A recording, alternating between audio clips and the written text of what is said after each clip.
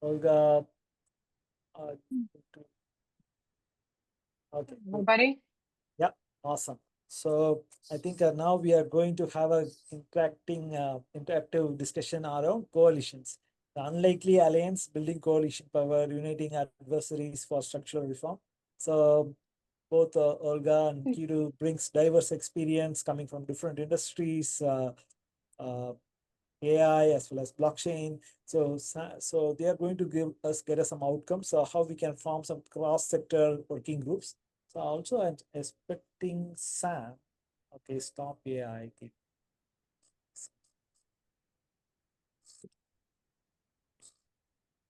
Sam can.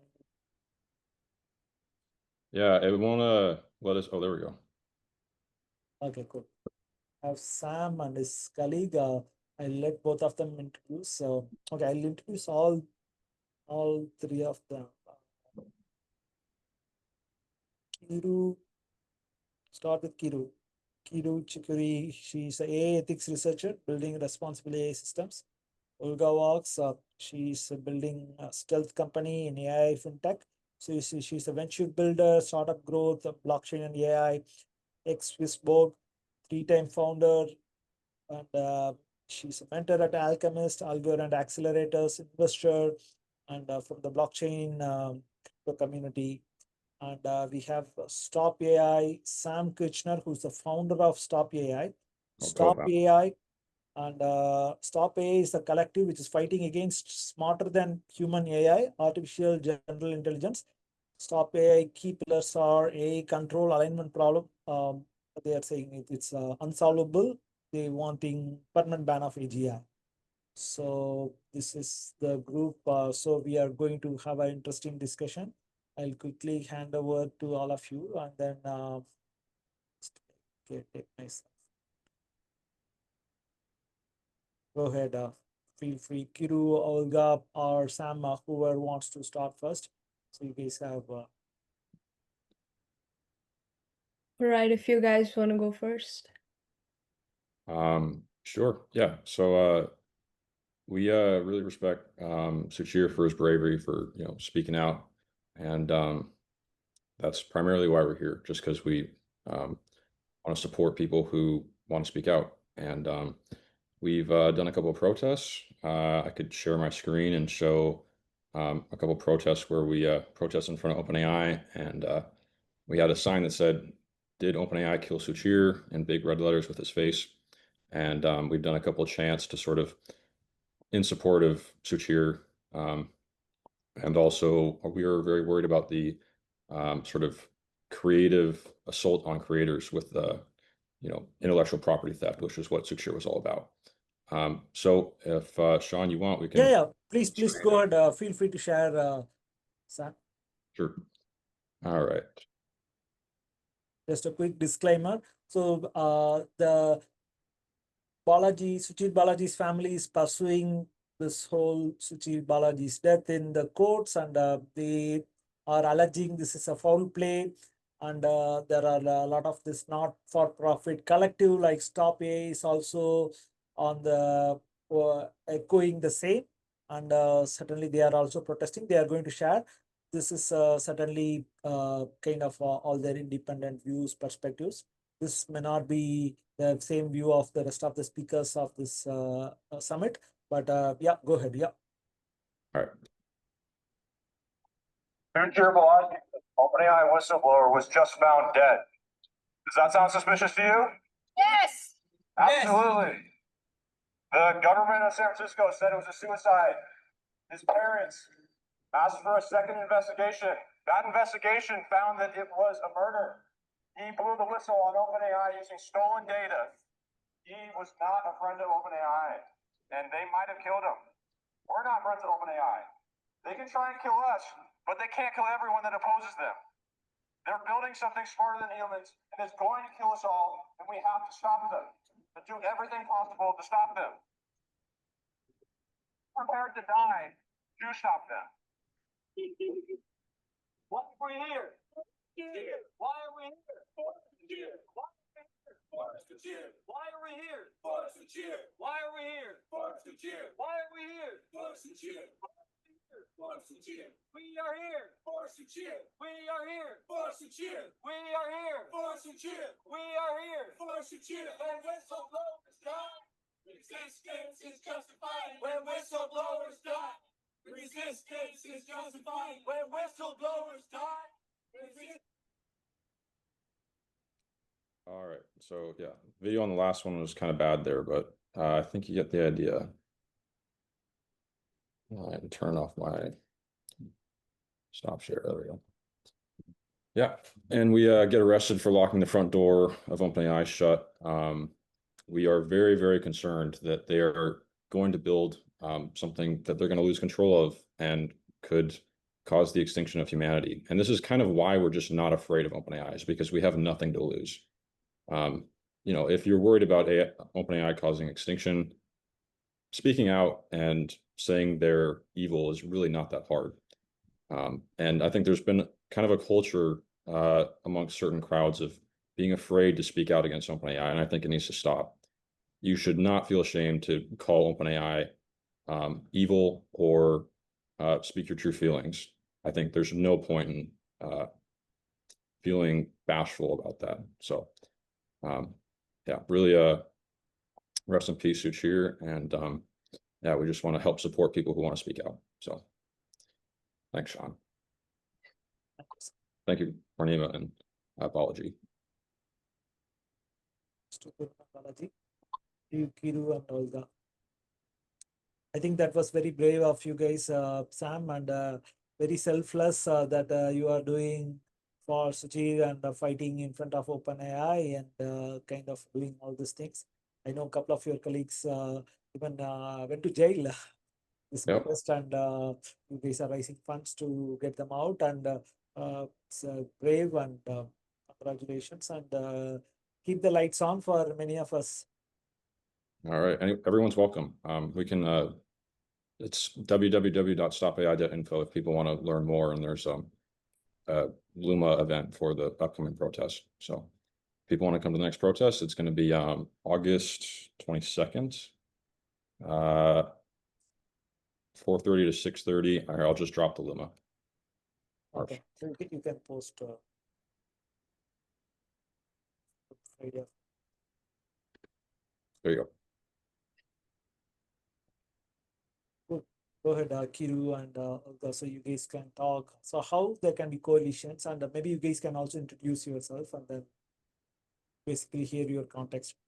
And I just want to clarify again, once again, for the benefit of all the other speakers or participants in this conference. So certainly Stop AI and the family may be pursuing different angles, but not all or many of the speakers, participants may be endorsing that, but everybody is concerned that there is something happened, which is very sincere. That is the reason all of us are here in this Suchir Balaji's Memorial Summit, and we are certainly going to support this cause of building ethical AI. Then I'll let Keeru and Olga chime. Go ahead, Keeru. Stars. Yeah, hi everybody. And first of all, I want to acknowledge the courage of Zahir and every whistleblower who risks everything to protect humanity. And thank you, guys from Stop AI, to supporting that as well publicly. It's a tragedy, and it's just showing up how high the stakes are in the industry. And we definitely cannot talk about the ethics without acknowledging that it's literally human lives are on the line. I agree with you. There is no single corporation that should hold keys to intelligence that can shape the future of humanity. And concentrating power of artificial intelligence in one organization is incompatible with safety and ethics as well. At the same time, I believe that stopping AI development won't really prevent it from happening. I believe it can just push it further into more centralized systems, authoritarian regimes, or black markets.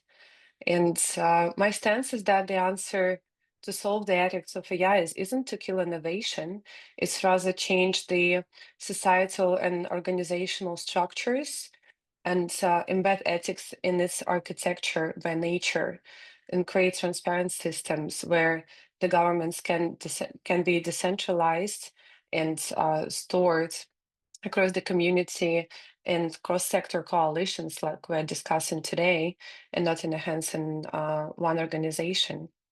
So my background is in creating blockchain governance and decentralized ecosystems where all developers, investors, organizations, corporations, nonprofit organizations, community members that have conflicting priorities can coexist. And we're here to create a framework that ties decision-making power to transparency and metrics and distributed accountability.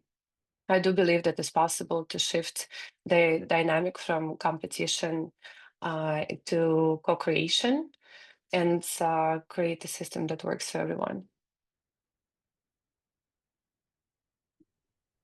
That's very insightful, Olga. Thanks for sharing that. And what I feel is from what we have heard from like the powerful insights today about how artificial intelligence is the most powerful force that our generation has ever touched. It's not just changing how we work, it's changing how we know things, how we make decisions, and how we define truth, trust, and even identity. And for all the extraordinary good that it can bring, AI is already veering off the rails, and not because the technology itself, but because of how it's being built, who's building it, and what they believe about the rest of us.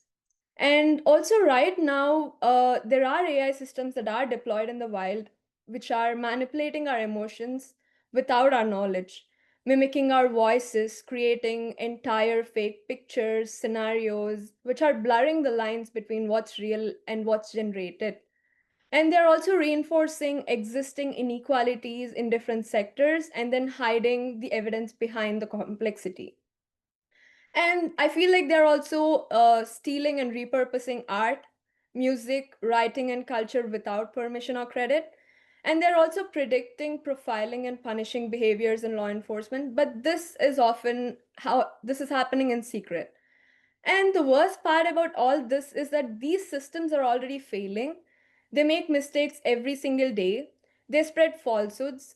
They deepen divisions, and they are being used in oppressive regimes to silence the dissent and monitor our thoughts.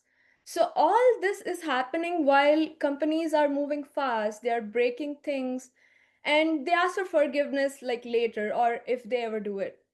And I feel behind this acceleration lies a cult like mindset that values speed over safety, capability over conscience, and the inside these inner circles of AI development, raising concerns makes you a threat and not a leader. And the power is consolidating where accountability is evaporating. And their goal is not to liberate humanity, it's to control it and to build systems that predict, influence, and eventually surpass human judgment without permission or transparency. So, if we continue down this path, we are heading towards a future where truth is negotiable and reality is programmable. A world where jobs are erased and not replaced, and our children will grow up trusting machines more than people. The creativity will be extracted and it won't be expressed. Surveillance will be normalized and dissent is criminalized. We will no longer govern the machines, but we will be governed by the machines. And I feel like this is the moment before AI systems become too complex to audit, too entrenched to regulate, and too essential to challenge. The infrastructure is still soft, the values are still being encoded, and if we act now, we could reshape it. But if we wait, we will inherit a machine built society without a human soul. So here's the turning point. We must stop trying to fight this alone, and we must build a coalition that is powerful enough to shift the entire AI trajectory.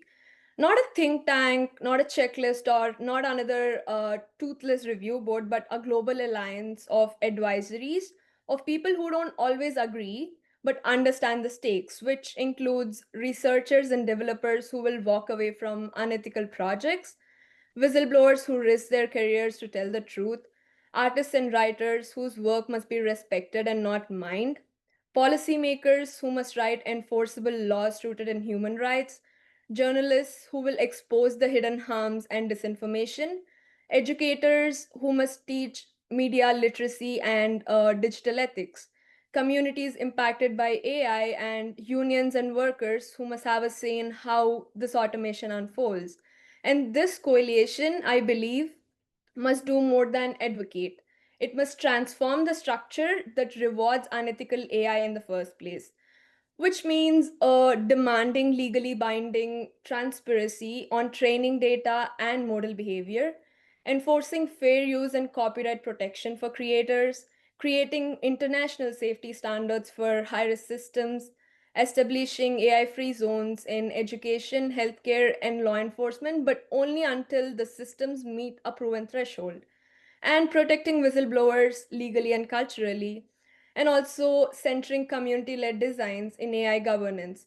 So, this structural reform requires leverage, it requires legitimacy and pressure. So, I believe that this coalition will bring it by uniting boundaries like academic, artistic, political, and geographic. We disrupt the monopoly on power, we rebalance the equation, we force transparency, and we make conscious profitable. And we are not powerless, we are not outnumbered, and we are not too late. We are exactly on time if we act with conviction. And we have also seen that the pioneers of this field have warned us, and this warning is actually coming to reality. And this is not about stopping the future, it's about guiding it. We don't need perfect solutions, we need bold actions. We don't need saviors, we need solidarity. And this coalition must not be polite, it must be loud, it must be relentless, and it must be everywhere. And this is our moment to say that we will not be optimized out of our existence, and we will not be the spectators to our own erasure, and we will not trade our humanity for convenience. We are not here to stop the future, we are here to save it. And the future doesn't belong to the machines, it belongs to those who have the courage to protect the ethics in building those machines. And one last thing that I want to say is the cost of our silence is always paid by the ones who loved us the most, so we should act accordingly. Are we allowed to respond to that? Yeah, go ahead, Sam, please. It's a 100%. discussion. Yeah, 100%. We are required to act to protect our loved ones. And yeah, Keeru, really like what you were saying about truth being bought. And but there's a couple of things we'd like to just clarify about Stop AI. We're not against all AI.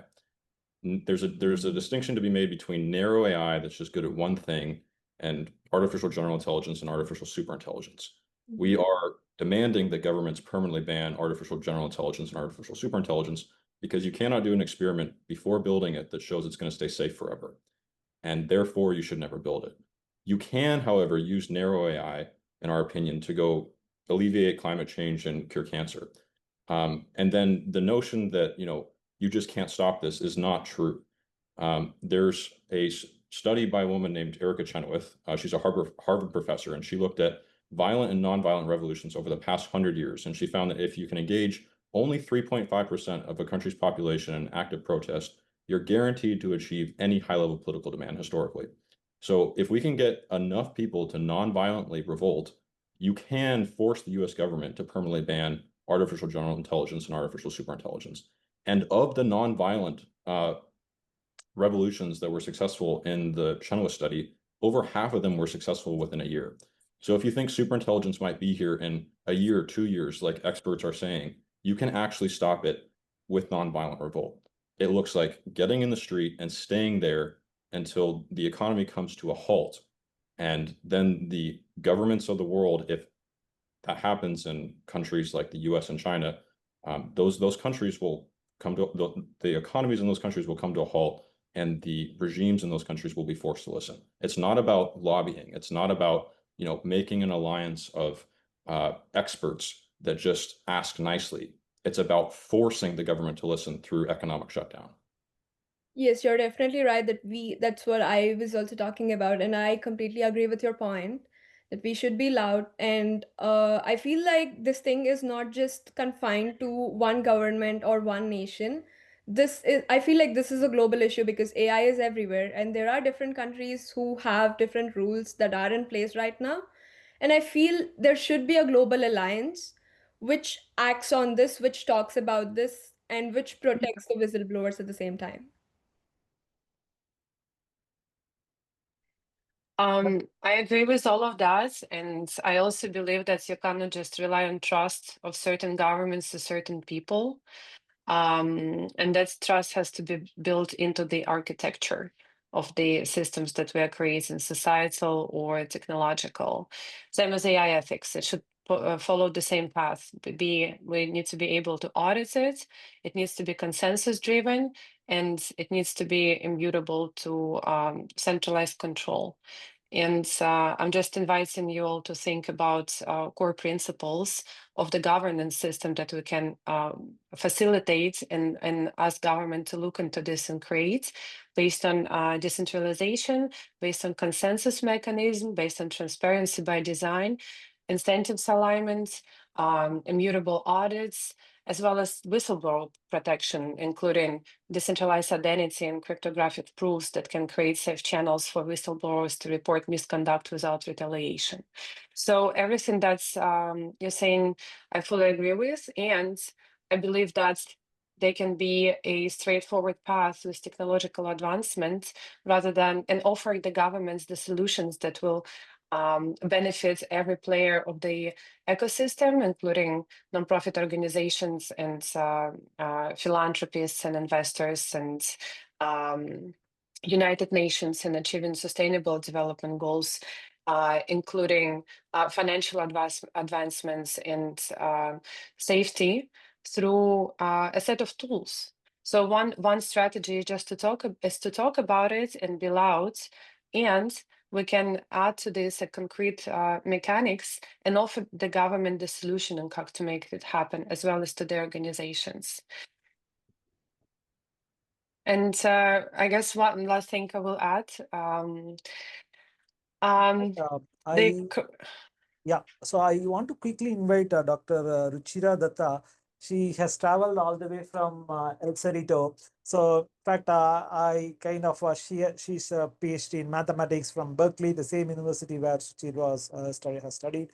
So, want her to share a couple of her thoughts since we are coming to the end of the whole summit. In fact, I want to hear your thoughts on how this movement or this kind of things to be continued as coalition, how we can form something cross working groups across industries, sectors.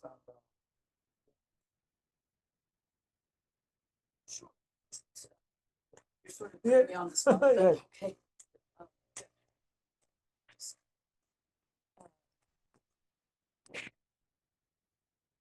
Yes, thank you. Yes, so I really appreciate all of your energy and your idealism and your vision and your courage. And I think that I want to segue with what Olga just said about providing toolkits. So I have experienced in the past that if one tells people about problems without providing a solution, then they just sort of tune you out. So I think that having this coalition, we will be able to create solutions together. So I'm really inspired by these people who have cut all of us who have come together already today in the summit, that this can be a seed for this coalition to come together. So actually, Olga, I think if you were you about to say that you had some concrete idea? Yes, I had concrete examples and I have an idea as well. So 5 years ago, I used to consult United Nations on blockchain integration and tracking of their NGO results. So to see how ethical they are, how they meet all the metrics required for the SDGs, and we build the entire tracking system for that. And I do believe with AI coalition it's possible to go the same route, especially as as the technology develops and it affects more and more lives. And unfortunately, I believe it's not going to get any better anytime soon unless the tools are implemented. And one of the examples of cross pollination in building coalitions is the Frontier Tower in San Francisco. Is the new building 16-story building where on each floor we have different technologies. It's AI, it's blockchain, it's biotech, it's robotics, it's a human flourishing floor that is related to spirituality and consciousness development as well. There's an entire floor with investors, and we often have governmental officials just visiting the building because it's built on Market Street and 6th, so it's a very distressed neighborhood of San Francisco in downtown that is getting better. I've been part of that community for a couple of months now. It's very new. And it's amazing to see how people who would normally never meet in real lives finding solutions for for the world's problems there. As an example, yesterday we got a visit from Peter Diamandis and X Prize Foundation that is providing grants for startups and basically anyone that is solving humanity biggest challenges. And I believe that AI ethics is one of them. So I just wanted to invite you all to visit the tower at some point, and we will be very open to organize a workshop among different disciplinaries and groups and make really loud statements there. So maybe you'll put in the chat the information about the town. So one thing I just wanted to mention also is that we don't want, in the process of coalition building, there's also the danger of co-option. So for that, to avoid that, we have, if we have a strong framework of principles, which we started sort of putting together during the course of this workshop, then when we adhere to those principles, then that can avoid any danger of where someone is putting lip service to something and rather than actually trying to lend their voice. That's my response. So, thank you. Thank you, Doctor. And are there any other questions from anybody else so that we can quickly go through that? So anybody have any ideas, great ideas to how we can continue this movement of building coalitions? So, or even I want to give an opportunity to Sam and Derek. So you guys want to share any passing thoughts, closing thoughts before inviting Balaji, Purnima? There's nothing more concrete than going to a physical protest. And that might seem like it's useless, but again, if you can get enough people to non-violently protest, you can force governments to act. And this means you have to do something. It's not just waiting for other people to do something. It's you personally have to do something. Here's our next protest in San Francisco at OpenAI's office. Please come. Your loved ones' lives are at risk. Your job is at risk. You are required to act if you are worried about this. We have very little time until superintelligence, and we are already seeing the degradation of creative rights. And I think one thing what I liked about the whole Stop AI is they are not just targeting one company, right? See, Anthropic, XAI, everybody have something at fault, or I think they have scope for improvement. I will put it this way. I think Anthropic showing a lot of seriousness towards ethical aspect of AI building. So may not be with OpenAI, but same with XAI. There is a lot of open source belief. Same with Meta AI. So, but I think that there is a lot of scope for improvement, as Sam mentioned. I think we need to continue keep our voices loud. And I have some small experience with respect to some political pursuing of the truth. Satyagraha. I come from India, so Satyagraha is a famous technique which one of our beloved father of the nation, Mahatma Gandhi, followed. So Satyagraha is one of the powerful weapon. I have used it a couple of times in some of my not-for-profit political pursuits. So I think as Sam invited, we should try see in case if we can help Sam and any others who are part of this on the ground thing. Also, I'll try to share the information of Frontier Tower. Olga, we are very keen to see if we can conduct our next discussion so in Frontier, and we want to do this, expand this bigger, having more people come join, have a diverse set of people discussing. And I have been there in Frontier Tower. I have participated in a hackathon. So thanks a lot, Keeru and Olga, for participating in this. Looking forward to for you to stay this community and continue help us. Same with you, Sam. And I'm going to invite Balaji and Purnima on the panel now. Thank you. Thank you.